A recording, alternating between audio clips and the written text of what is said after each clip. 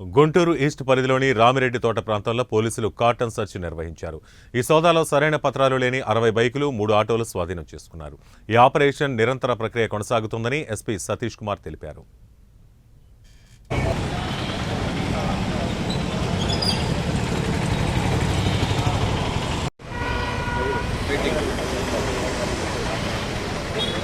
నమస్కారం అండి. ఈరోజు తెల్లవారుజామున ఉదయం 5 గంటల కాడి నుంచి గుంటూరు జిల్లా ఎస్పీ గారు సతీష్ కుమార్ గారు ఆదేశాల మేరకు నేను కొత్తపేట సిఐ గారు, లాలాపేట సిఐ గారు, ఓల్డ్ గుంటూరు సిఐ గారు కలిసి సిబ్బంది ఒక 80 మందితో రామిరెడ్డి తోట కార్డన్ సెర్చ్ చేయడం జరిగింది.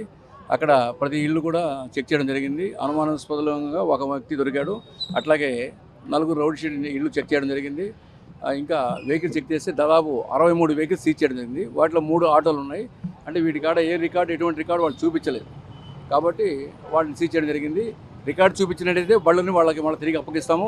రికార్డు చెప్పని అంటే లేవంటే వాళ్ళ మీద కేసులు బుక్ చేయడం జరుగుతుంది.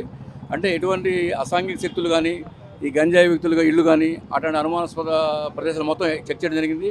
ఇంకా నెక్స్ట్ కూడా ఇట్లాగే ఈ గుంటూరులో మిగతా చోట్ల కూడా ఓల్డ్ గుంటూరులో, లాలాపేటలో నెక్స్ట్ కూడా చెక్ చేయడం జరుగుతుంది. ఎస్పీ గారు దానికి బాగా ప్లాన్ చేశారు.